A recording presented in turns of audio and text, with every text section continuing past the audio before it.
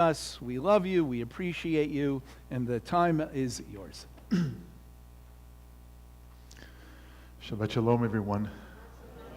We're very, very blessed to be here. So good to see you all.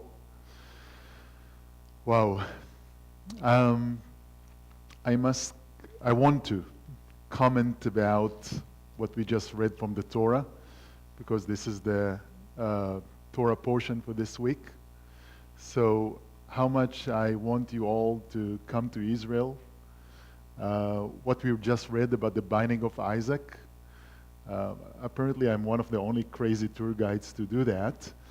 But when we go up to the Temple Mount and we stand in front where used to be the Holy of Holies, and the Muslims don't allow to bring any Bibles or prayer books, but we do have our smartphones.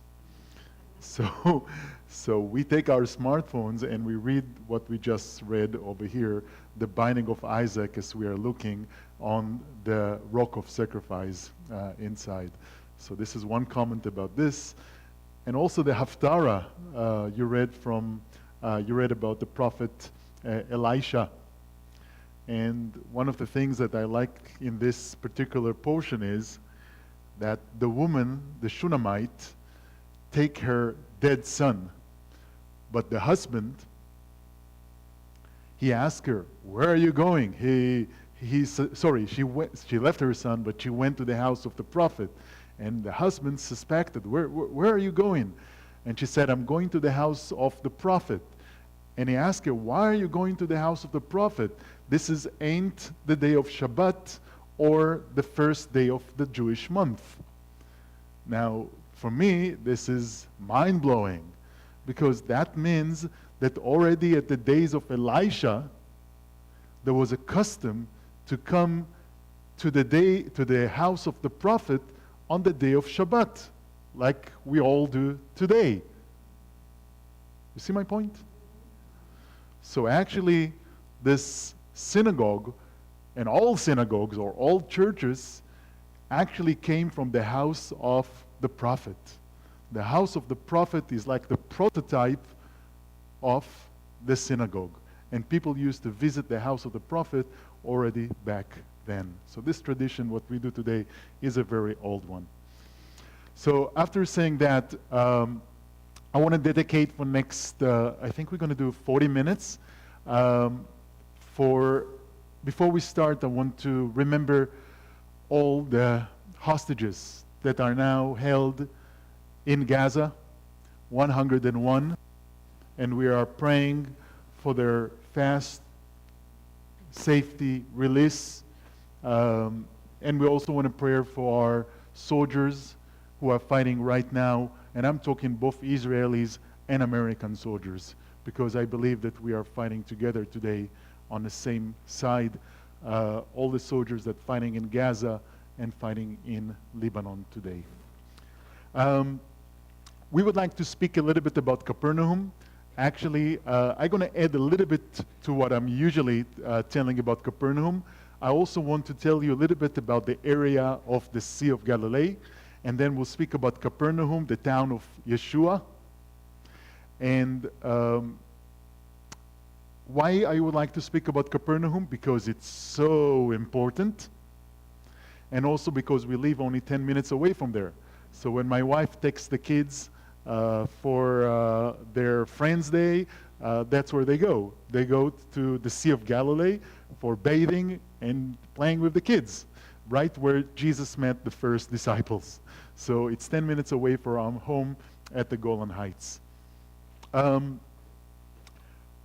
Let's start.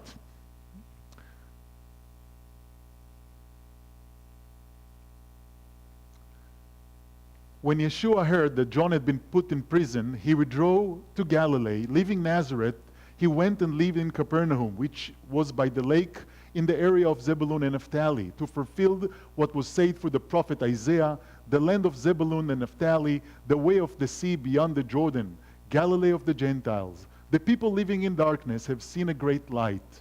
On those living in the land of the shadow of death, a light was dawned." From that time on, Jesus began to preach, "Repent, for the kingdom of heaven has come near."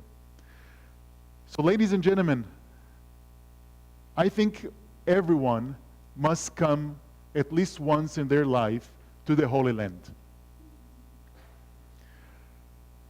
Because you are not a tourist when you do that, you are a pilgrim. You are Ole Regel, and you come to Eretz Israel to go up to Jerusalem and to follow Yeshua's footsteps. And by doing that, you're fulfilling not just one of your personal dreams, but probably your ancestors' dream as well.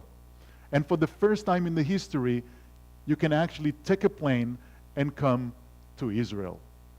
So when you wake up the next morning, sorry, wrong side.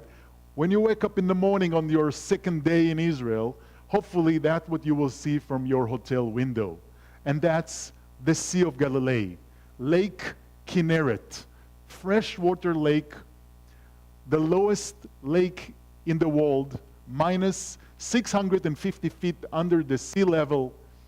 But what I really want you to know, it's by far one of the most famous landscapes in the whole world. Definitely the most painted one in the history of art. And the reason for that is Yeshua. Yes, Jesus. Always a good answer.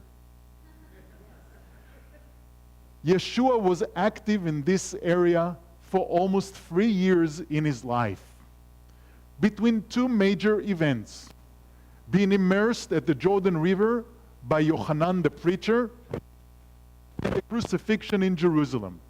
For 3 years, Jesus' ministry was on the northern side of the Sea of Galilee. That's where he met the first disciples. That's where he performed so many miracles and comforted the people. Jesus came to the Sea of Galilee, which was by the way of the sea. So we want to dedicate 3 or 4 minutes to explain about the region of the Sea of Galilee, why it's so important. When you come to the Sea of Galilee today, it may look very quiet to you. So I want you all to forget about it. The Sea of Galilee was one of the busiest places on earth, highly populated Jewish area. But the main thing, and that's what I want you to remember, the story of Israel, location, location, location. Israel is located between 3 continents. It's a narrow, fertile land. Right over here, that's the Dead Sea, that's the Sea of Galilee, and that's Israel, right over here. Okay? It's a narrow strip between the Mediterranean on one side and the Arabian desert on the other side. So in the ancient times, everybody who wanted to go from Europe,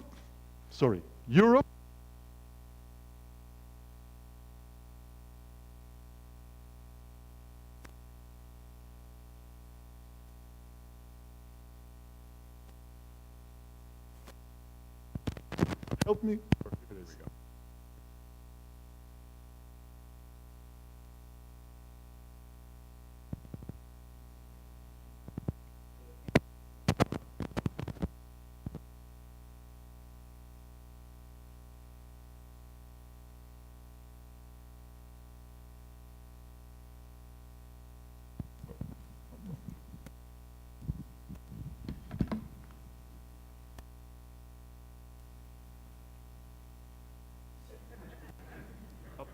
Thank you.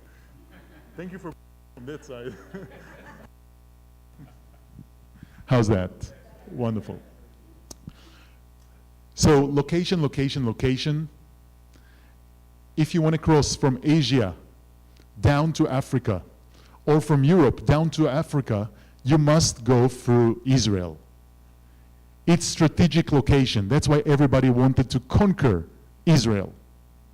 But for our story now, when Yeshua came to the Sea of Galilee, there are international trade routes, the most important trade routes of the ancient world. I'm just going to mention some of them, but this is the way of the sea, connecting Alexandria and Mesopotamia. But you also have the Silk Route, cross-Asia route, from China to the Mediterranean Sea. You also have the Spice Route from Arabia to the Mediterranean Sea. cut the story short, when Jesus came to the Sea of Galilee, the gospel can go all directions. Those back then, believe it or not, there were no Facebook, no newspapers, no TV. So the merchants that walk, I can get a little bit up, a little bit higher, thank you. The merchants that walk this international trade routes, they carry the news from one road station to the next one. You see? So when Jesus came to the Sea of Galilee, he was actually right on the Via Maris. And the gospel can go all directions. Another thing that I want to say, that just because I'm a tour guide, and then we move on, Jesus called the first disciples the fishermen. Why fishermen? Interesting, or you might be interested to know, that those people were not just fishing. They were also transporting people from one side of the lake to the other.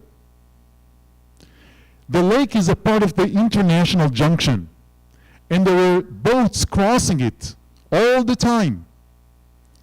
So when Jesus called the first disciples, yes, the fishermen, they will be the perfect messengers because they know how to talk to the people. They know how to talk Hebrew to the Jews, how to speak Latin to the Romans, how to speak Greek and Aramaic with the non-Jews. So they will be the perfect messengers. They know how to communicate with people. So you can think about them as bus drivers or tour guides. And you know tour guides, they like to talk, and talk. And they have what the rabbis will call a captive audience. Long hours, people on the boat. Yes, let me tell you about Yeshua. What they're going to do? They're going to jump out of the boat? So the first disciples were fishermen, and that's a part of the junction. And maybe, okay, just one more detail. One side of the lake was the Jewish side, and the other side of the lake was the non-Jewish side. And next time when you read the gospel, especially the gospel of Mark, remember that. Every time when Jesus told his disciples, let us go to the other side, it's a geographical movement, yes, but it's also a spiritual one. Let us go to the other side, let us move from the Jews to the non-Jews. And interesting that some miracles happen on the Jewish side and some miracles happen on the non-Jewish side. Casting the demon from the possessed men in the day of Shabbat in the synagogue, and casting the demons on the other side. Feeding the 4,000, feeding the 5,000s. One for the Jews, one for the non-Jews. But let's move forward. It's going to take us too long.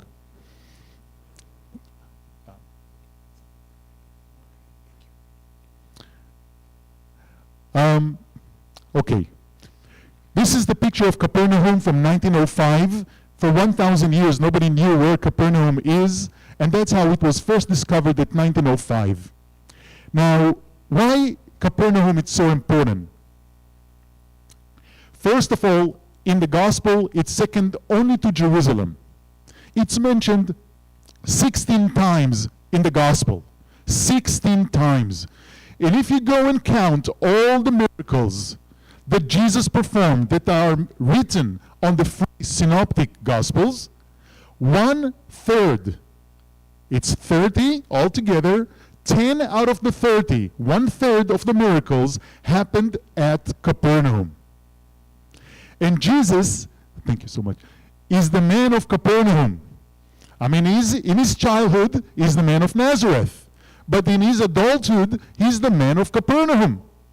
And you can think of Capernaum as Jesus' town, as it's written in the scriptures, but also the headquarters of Jesus' ministry. He lived in Capernaum. He taught in the synagogue of Capernaum. He went once to Tyre and Sidon and back. He went to Samaria, probably twice, and back. He went to the Decapolis and back. But Capernaum was the headquarters of his ministry. So for all those reasons, we want to talk about what there is to see at Capernaum, which miracles happened there, and we want to explain the meaning behind those miracles.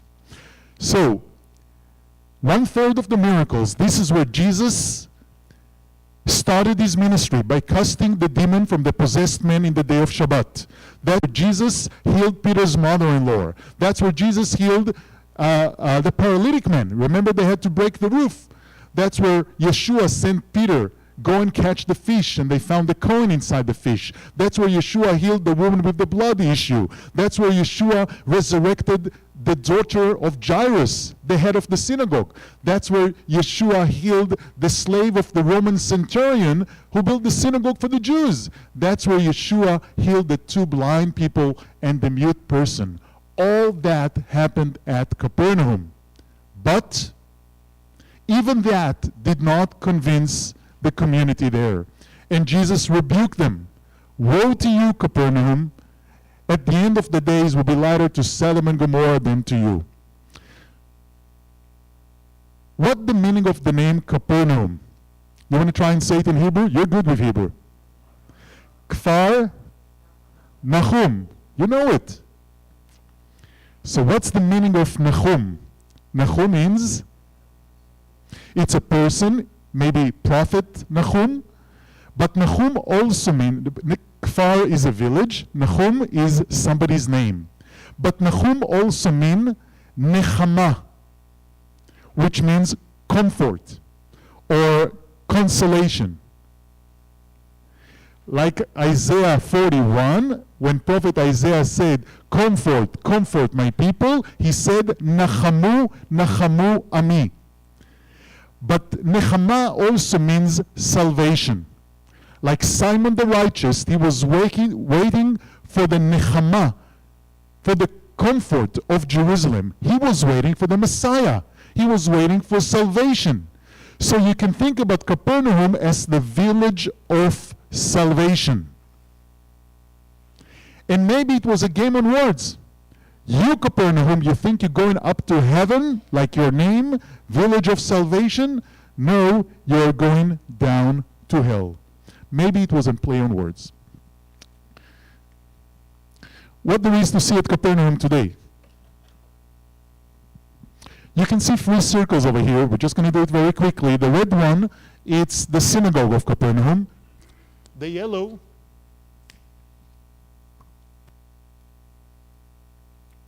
circle is the private homes, and the blue circle is the house of Peter church.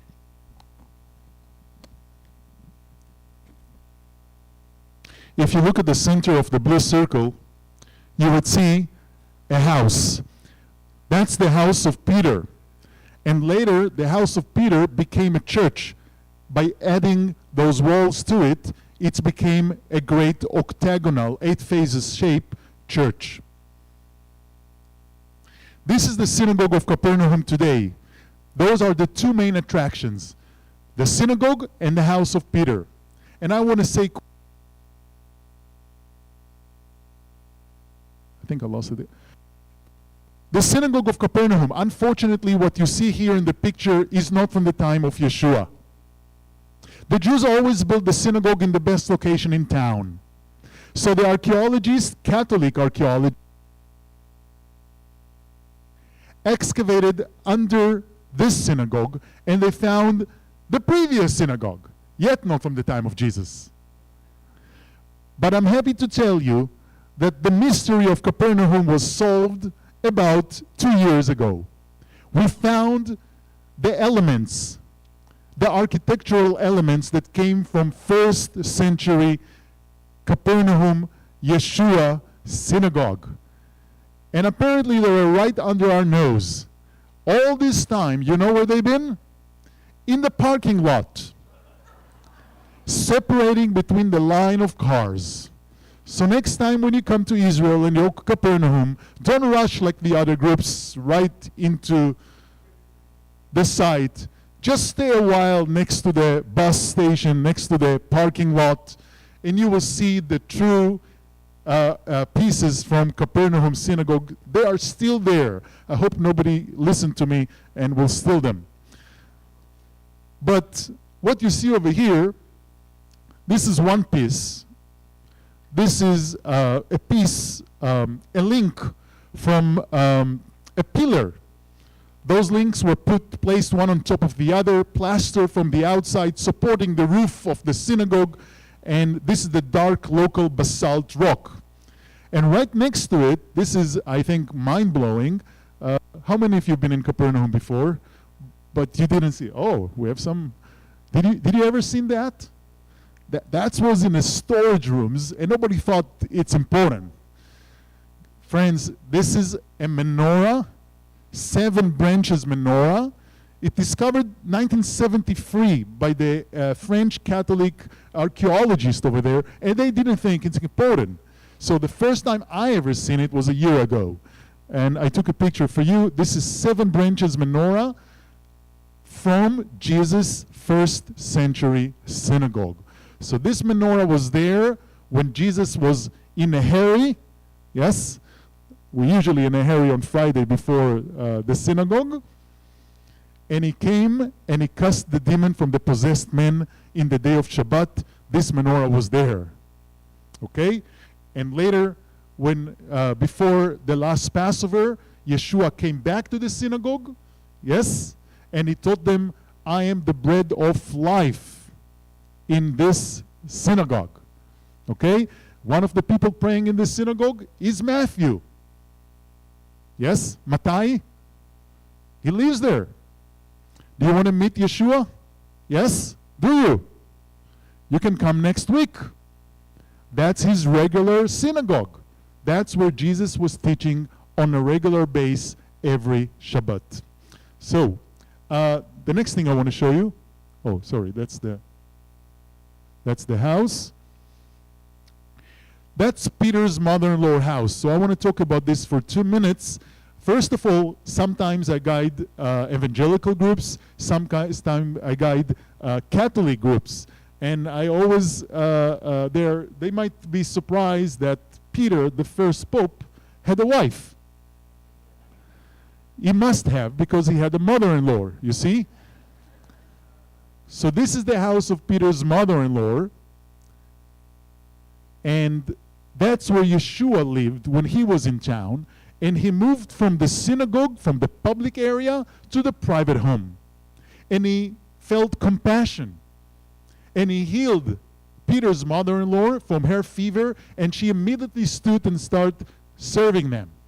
And by night, all the village people came to the house, narrow alleys, and they asked Yeshua to perform miracles for them. So my point is that the private home became a public one. And ladies and gentlemen, this is the first Domos Ecclesia. This is the first house, yes, that people worshipped Yeshua. The first one. We found, archaeologists discovered hundreds of religious graffitis, remains of communion services, yes, the oil lamps that were used to study and meditate through the night, and all that from the end of the 1st century. So basically, we can tell you, and that's the only place in Israel that we can show you the tradition from the time of Yeshua until today. 2,000 years old tradition about this house to be the house of Peter, mother-in-law, the house of Yeshua. I want to tell you something else. I hope I need to be careful over here. There is a big story of Messianic Jews at Capernaum. Are you aware of that? Okay. I'll be very careful, but in the Jewish sources, the names Bethsaida, Capernaum, Cana, yes, Chorazin, are not mentioned at all in any of the Jewish sources. And today, there is understanding in the research that this is not a coincidence. There is a reason why the Talmudic scholars did not mention those Jewish villages. And apparently the reason, because those villages were Messianic Jewish villages. And again, I'm saying it very carefully, but that's the lead opinion in the research today. There is actually a midrash from Kohelet. How you say Kohelet? To help me over here.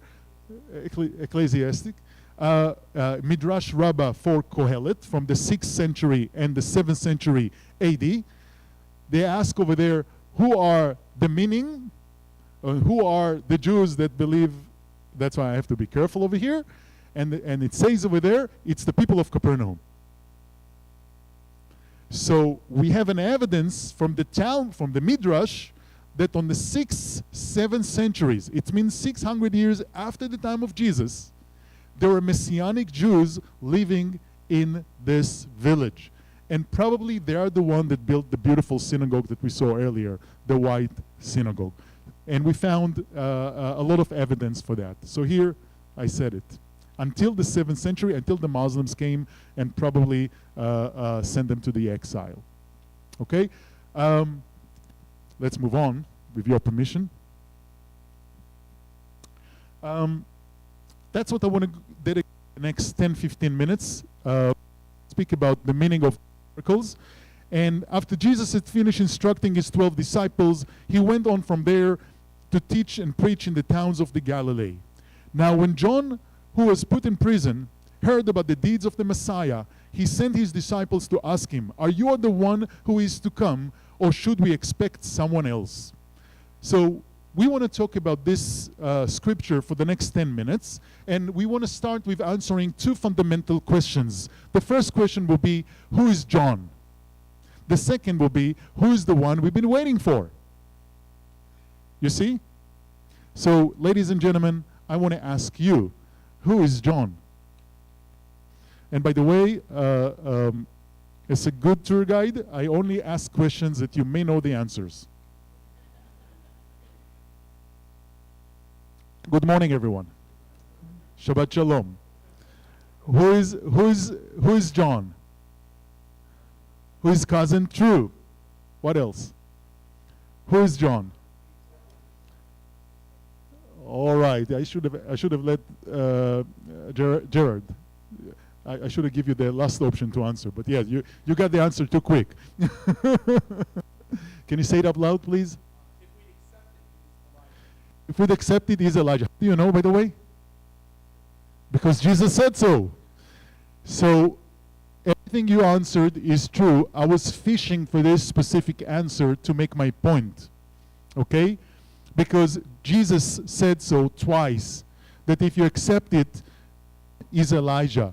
Or carefully we can say he's by spirit Elijah. I'll be careful over here. But when the disciples, when Jesus spoke to them who he is on Mount of Transfiguration, the disciples, the Shelichim, asked Yeshua, if you are the one, where is Elijah? And Yeshua answered them, it was John. But people didn't recognize him. So we want to talk about this. Why John is Elijah? Yes? Jesus told them, this is with whom it's written, behold, I send my messengers before your face, who will prepare your way before you. As a tour guide, I'll never dare to give my own interpretation for the scriptures. I can get in troubles. I can only emphasize the scriptures. So Yeshua is telling them, Yeshua is quoting from the book of Malachi. Because they all know the Bible, and the Old Testament ends with the book of Malachi. So Jesus quotes from here. The last book of the Old Testament, the book of Malachi. The last sentence, I will send you Elijah before the great day of the Lord to come. So when the disciples understood that Yeshua is the one, they asked him, if you are the one, where is Elijah? Because they knew that Elijah must come before the great day of the Lord. Got it? And Jesus told them it was John, but they did not recognize him. All right? Wait a minute. How are you supposed to recognize him? There was no Facebook. There were no pictures. So how do you know? Interesting, or you might be interested, that the only figure in the Old Testament that the Bibles give us his physical description is Elijah. We don't know how Moses looked like. We don't know how Aaron looked like. My own personal opinion, it doesn't really matter. It's not important. If it was important, the scriptures will tell us. But I guess this is important. The only figure in the Old Testament is Elijah. And the only figure in the New Testament that the Bible tells us how he looks like is John. We don't know how Peter looked like. We don't know how Yeshua looked like. We do know how John looked like. And guess what? The description is the same. So Elijah is the forerunner, and he must come before the one. Now, we want to answer, who is the one we've been waiting for? And we actually read about it in this from the Gospel of John. I want to use the words of Peter when he was at the temple, after healing the paralytic man by the beautiful gate. And he was speaking at the portico of Solomon at the temple. When you come to Israel, you got a chance to be there. And John right next to him. And Peter told all the Jewish people that gathered at the temple, what he told them? He reminded them the words of Moses. Sorry, where is it?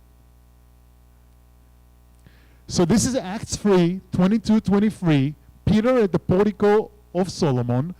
He reminded all the people over there that Moses said, the Lord God will raise up for you a prophet like me from your brothers. You should listen to him in whatever he tells you. And he shall be that every soul who does not listen to that prophet shall be destroyed from the people.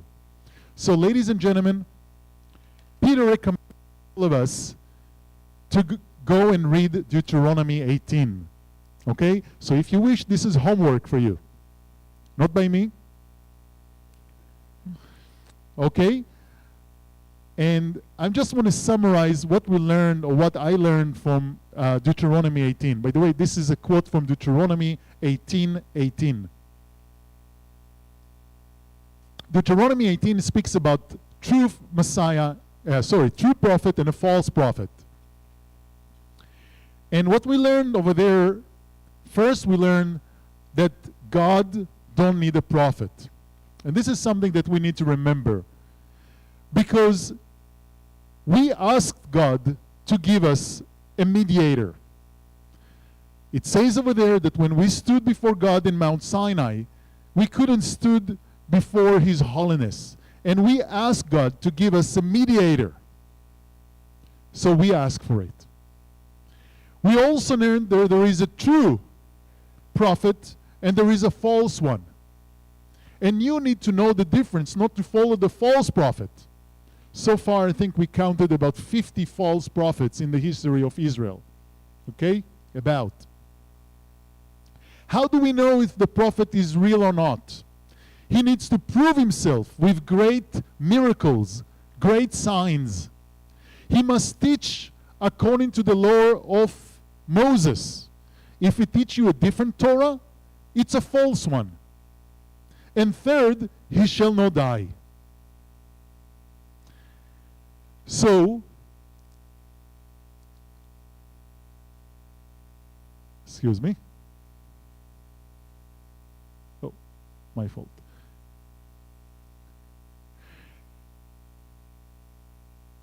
When John was put to prison, he heard about the deeds of the Messiah, and he sent his disciples to ask him. Yes, this is John sending two witnesses to Jesus. Are you the one we've been waiting for? Or shall we wait on another?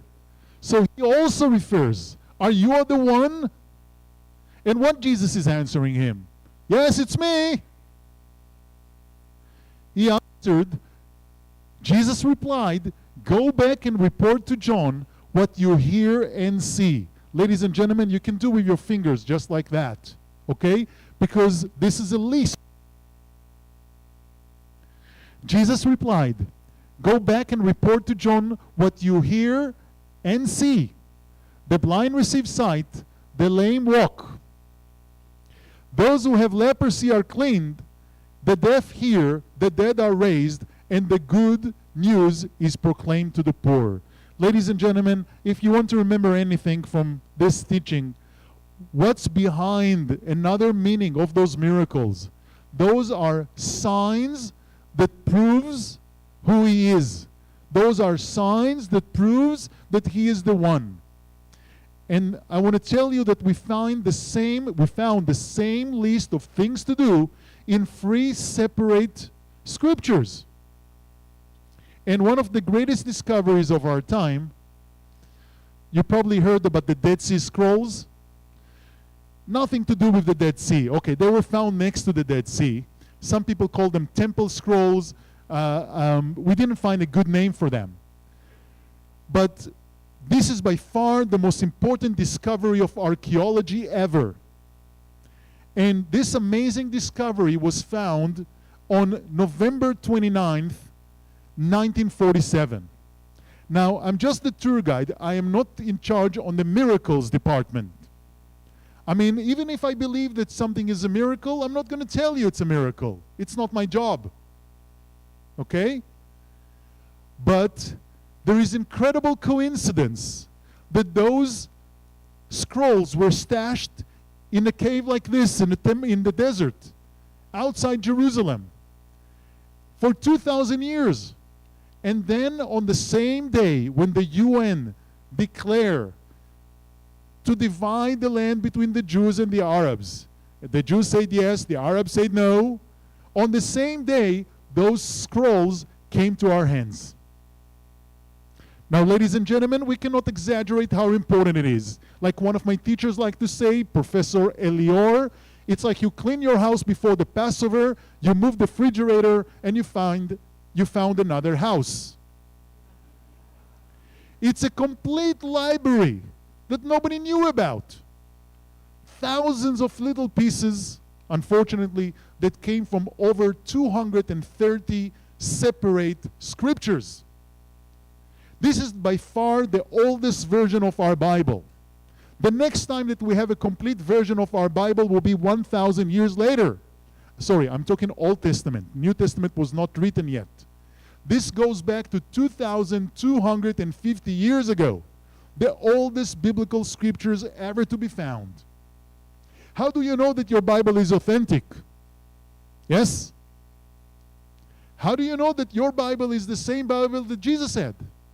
How do you know that the book of Isaiah is the same book of Isaiah that Jesus preached to the eunuch from Ethiopia? Can you prove it? Can you? Now you can.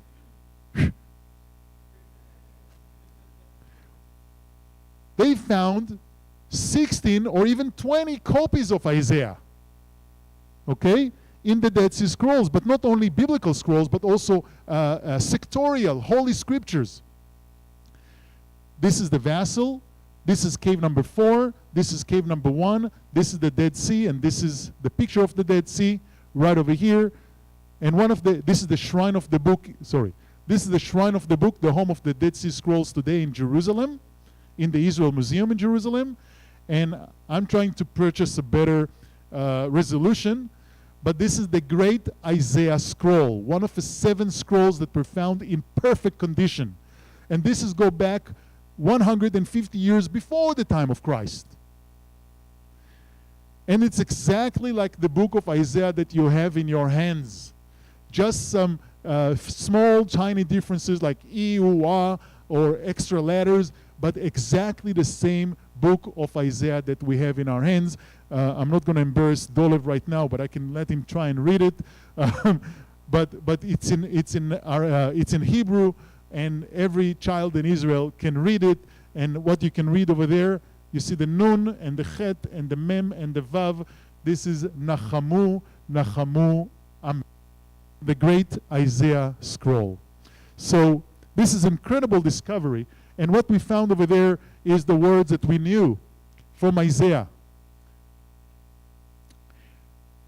Then the eyes of the blind shall be opened, and the ears of the deaf unstopped. Then shall the lame man leap like a deer, and the tongue of the mute sing for joy. All this will happen when he will come. The Spirit of the Lord God is upon me, because the Lord has anointed me to bring good news to the poor. So it's exactly the same 6 things that Jesus performed. And more of that. in cave number 4, this is 4Q521, 4, cave number 4, Q, Qumran, 521, the number of peace that was found there. Look what we found. It's from a sect of Jews who lived around this area, the sect of Qumran, we can call it. The heavens and the earth will listen to his Messiah. Over the poor his spirit will hover. He who liberates the captives, restores sight to the blind, strengthens the bent, for he will heal the wounded and revive the dead and bring good news to the poor. So not just in the book of Isaiah, but also by the people of Qumran, they also held the same tradition. And we also find it in Apocrypha, books that were not included in the Bible. This is from a testimony of the 12 tribes, the testament of Judah, and the poor because of God will become rich, and the hungry will swear, and the sick will get stronger, and the dead because of God will rise to life.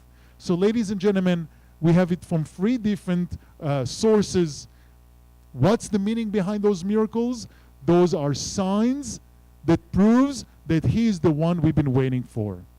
I want to conclude with telling you a little bit about what's coming next. Because from the Galilee, Yeshua continued to Jerusalem, and we also continue to Jerusalem. And in Jerusalem, Jesus was given to the Romans by the Sadducees priest aristocracy. So I'm connected to what we heard earlier about the Jews being accused to be the murderers of Jesus.